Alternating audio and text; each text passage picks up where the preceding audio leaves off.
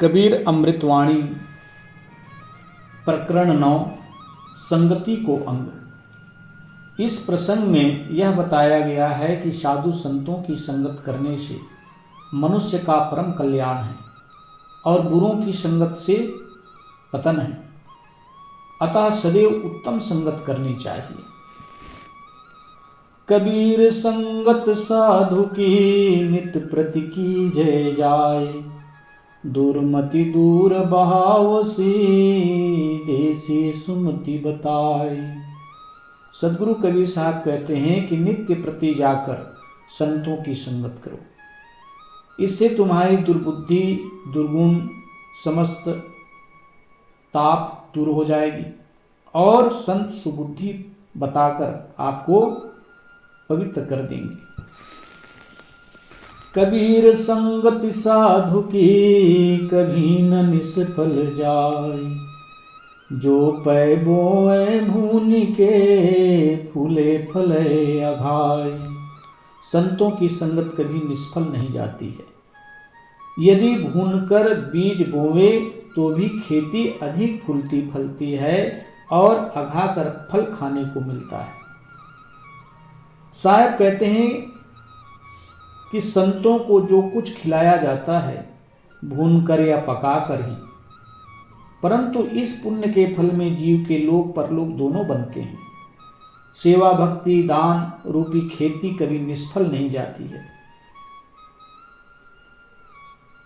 कबीर संगत साधु की जो की भूसी खाए, खीर खाण भोजन मिले साकट संग न जाए।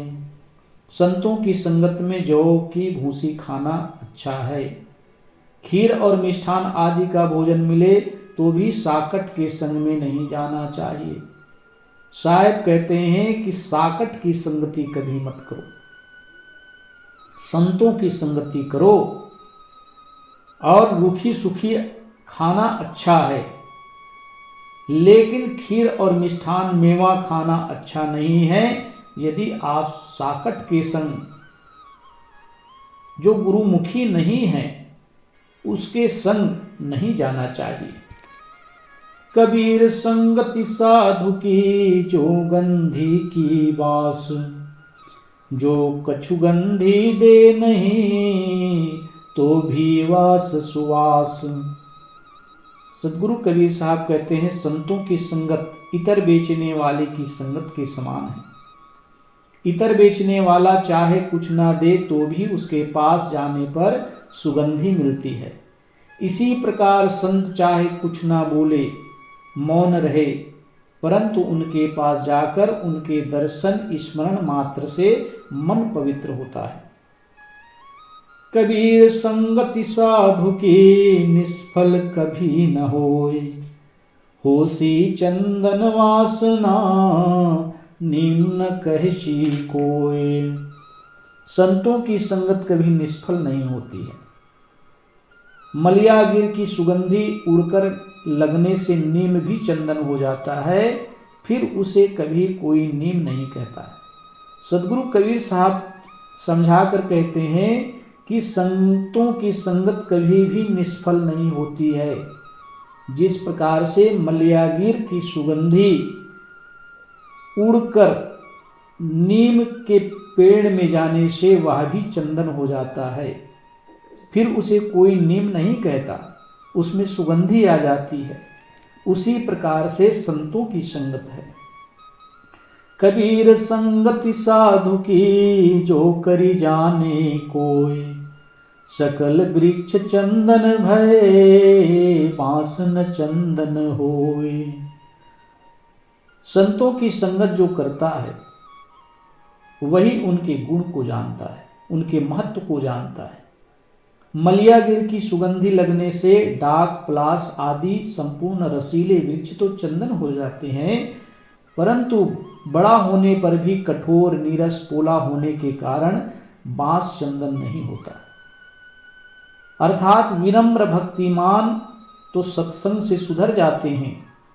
जिनके हृदय में विनम्रता होती है, संतों के प्रति प्रेम होता है, वह संतों की संगत पाकर सुधर जाते हैं, उनकी समस्त बुराइयां नष्ट हो जाती है।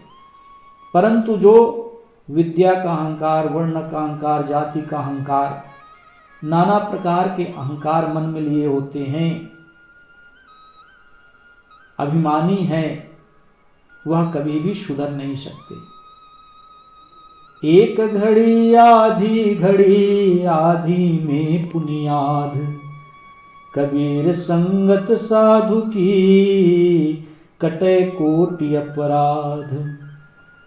सदगुरु कबीर साहब कहते हैं, एक घड़ी, आधी घड़ी तथा चौथाई घड़ी ही संतों की संगत करने से मन के करोड़ों दोष मिट जाते हैं।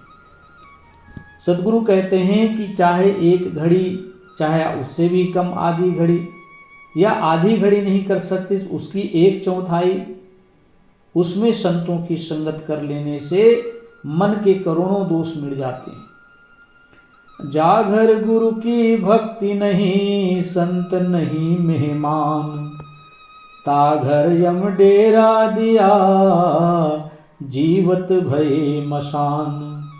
जिसके घर में गुरु संतों की भक्ति नहीं होती है और संत पाहुना नहीं आते हैं, मेहमान नहीं आते हैं, उसके घर में बुराई ही अपना डेरा जमा देती है। सबके जीते जागते भी उसका घर शमशान घाट के तुल्य है।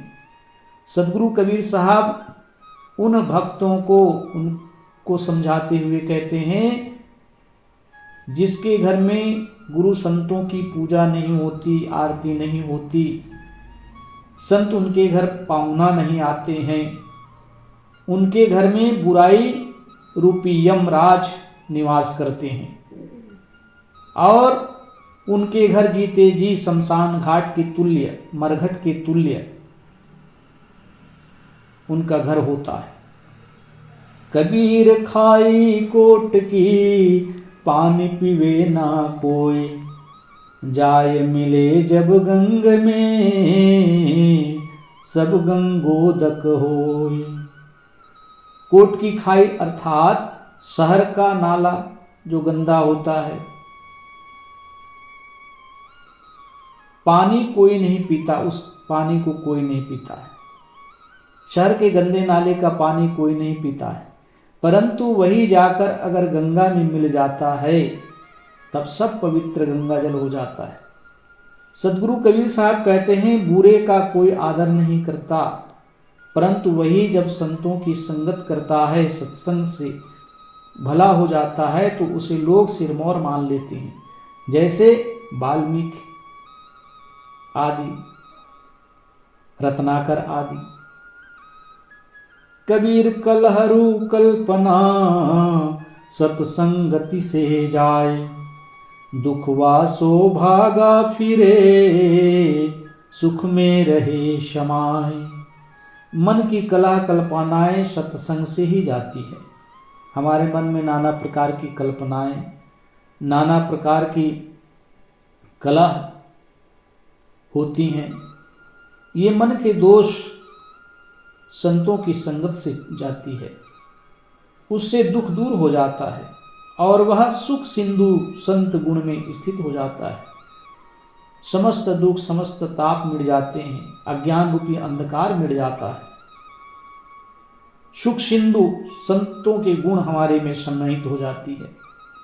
साधु संग अंतर पड़े, यह मति कबहु न होय, कहें कबीर तिहु लोक में, सुखी न देखा कोई।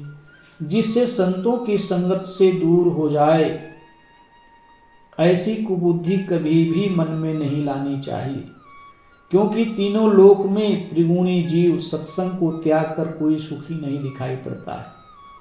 साहब कहते हैं कि अपने मन से कभी भी ये ख्याल मत लाओ, ये कुबुद्धि अपने मन में कभी मत लाओ कि हम संतों से दूर रहें। कभी मन में नहीं सोचना चाहिए, क्योंकि संसार में सत्संग को त्याग कर कोई सुखी नहीं हुआ और नहीं हो सकता है। साखी शब्द बहुते सुना, मिटा न मन का दाग, संगति सो सुधरा नहीं, ताका बड़ा अभाग। सदगुरु कबीर साहब कहते हैं, यदि निर्णय पूर्ण साखी शब्द बहुत सुना परंतु मन के दोष नहीं मिटे, सत्संग से सुधरा नहीं, तो उसका बड़ा ही दुर्भाग्य है। शायद कहते हैं कि साखी शब्द लोग बहुत सुनते हैं लेकिन मन का संदेह नहीं मिटता है, मन की अंधियारी जाती नहीं है, मन में शक्तिता नहीं आती है, मन में शक्ति में ठहरने की स्थिति नहीं बनती है, तो उसका बड़ा ही दुर्भाग्य है। संतों की संगत से जिसने अपने जीवन को नहीं सुधारा, अपने दुर्गुणों का त्याग नहीं किया, वह बड़ा ही अभागा है। साधुन के सत्संग से थर थर कांपे देह, कबहू भाव को भाव ते जन मिट जाए स्नेह। श्रद्धालु एवं उत्तम पुरुषों की देह इस डर से थर थर कांपती है कि कभी कुसंग या कुभावना के प्रभाव में आकर संतों के सत्संग से प्रेम हट न जाए। साहब कहते हैं, जो श्रद्धालु होते हैं, जो भक्त होते हैं, उनकी देह डर से थर थर कांपती है, क्योंकि कुसंग एवं कुभावना के प्रभाव के कारण संतों से प्रेम, संतों से सत्संग ना छूट जाए। मन दिया कहीं और ही तन साधुन के संग, कहें कबीर कोरी गजी कैसे लागे रंग। केवल शरीर को सत्संग में रखकर मन कहीं पृथक ही लगा रखा है तो कल्याण नहीं होता। बिना धोए चादर में कैसे रंग चढ़ सकता है। साहब कहते हैं कि सत्संग में बैठकर मन कहीं और लगा दिया, शरीर तो सत्संग में बैठा है, मन कहीं और है, तो उस सत्संग का प्रभाव चढ़ने वाला नहीं। जिस प्रकार से मैली चादर में रंग नहीं लगता है, उसी प्रकार से एकाग्र मन में ही सत्संग प्रवेश होता है। मन इधर उधर भटक रहा है तो सत्संग का प्रभाव नहीं पड़ सकता। भुवंगम बास न बेधई चंदन दोष न लाए, सब अंग तो विषों भरा अमृत कहाँ समाए। चंदन के वृक्ष में लिपटे रहने पर भी सर्प के अंग में चंदन की सुगंधि नहीं बेधती है, तो इसमें चंदन का दोष नहीं, क्योंकि सर्प का सारा शरीर तो विष से भरा है, फिर अमृत सुगंधि कहाँ प्रविष्ट होगा, कहाँ प्रवेश करेगा। उसी प्रकार से सत्संग में रहने पर भी यदि किसी का सुधार नहीं हुआ तो उसमें उसी का विषैलापन, उसी की बुराइयां हैं। सत्संग का दोष नहीं है, ना ही संतों का दोष। कबीर कुसंग न कीजिए पाथर जल न तिराए, कदली सीप भुजंग मुख एक बूंद तिर भाए। सदगुरु कबीर साहब कहते हैं, कुसंग मत करो। पत्थर की नौका पर चढ़कर कोई नदी पार नहीं कर सकता है, ये लोक कहावत है। स्वाति की बूंद केले में पड़ने से कपूर, सीपी में पड़ने से मोती और सर्प के मुख में पड़ने से विष हो जाती है। इस प्रकार एक ही प्रकार की बूंद में संगत अनुसार तीन भांति हो जाता है। सदगुरु कबीर साहब समझा कर कहते हैं कि कुसंग मत कीजिए। कुसंग का प्रभाव बड़ा खतरनाक होता है। पत्थर में बैठकर, पत्थर की नौका में बैठकर कोई नदी पार नहीं हो सकता। शायद कहते हैं कि स्वाति की बूंद केले में पड़ने से कपूर पक जाता है, सीपी में पड़ने से मोती और सर्प के मुख में पड़ने से वह विष हो जाता है। उसी प्रकार से संगत का प्रभाव बड़ा खतरनाक होता है, इसलिए बुरी संगत मत करो। कबीर गुरु के देश में बस जाने जो कोय, कागाते हंसा बने जाति वर्ण कुल खोए। सदगुरु के ज्ञान देश में जो कोई बसता है वही उसके महत्व को जानता है। वह जाति वर्ण कुल को मिटाकर कौवा से हंस हो जाता है। सदगुरु कबीर साहब कहते हैं कि संतों के देश में, साधुओं को देश में जो बसता है वही उस सत्संग के प्रभाव को, उस सत्संग के महत्व को जानता है। वह जाति वर्ण का अभिमान को मिटाकर कौआ से हंस के समान पवित्र और निर्छीर विवेकी हो जाता है। गिरिये पर्वत शिखर ते परिये धरनी मंझार, मूरख मित्र न कीजिए बूढ़ो काली धार। पर्वत के शिखर से गिरकर मर जाना अच्छा है, पृथ्वी में समा जाना अच्छा है, और अंधे कुएं में डूब मरना अच्छा है, परंतु मूर्ख मित्र, कुसंगी मित्र करना अच्छा नहीं। साहब कहते हैं कि जीवन में कभी भी कुसंग मित्र नहीं करना चाहिए, कुसंगति से संगति नहीं बनानी चाहिए। चाहे पर्वत के शिखर से गिरना क्यों न पड़े, पृथ्वी में समा जाना क्यों न पड़े, अंधे कुओं में डूब मरना क्यों न पड़े, परंतु मूर्ख और अज्ञानी कुसंगी मित्र नहीं करना चाहिए। मूर्ख को समझावते ज्ञान गांठिका जाए, कोयला होए ना उजला सो मन साबुन लाए।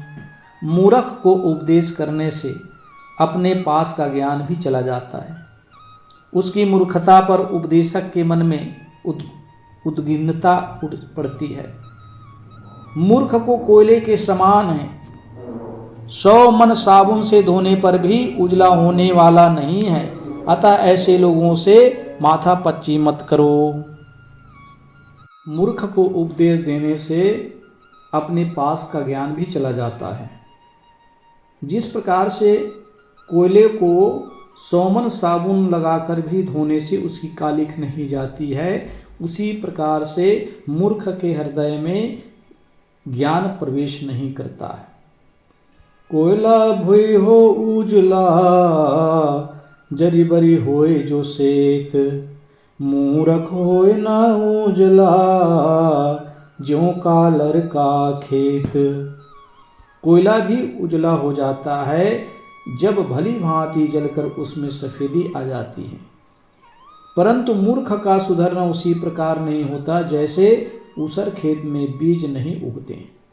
साहिब जो है सतगुरु कबीर साहिब मूर्ख के विषय में कहते हैं कि कोयला भी जलकर के सफ़ेद हो जाता है, उसमें सफ़ेदी आ जाती है, परंतु मूर्ख का सुधार कभी भी नहीं हो सकता। जैसे ऊसर जमीन में बीज डालने से उसमें बीज उगते नहीं, उसी प्रकार से मूर्ख का सुधरना मुश्किल है।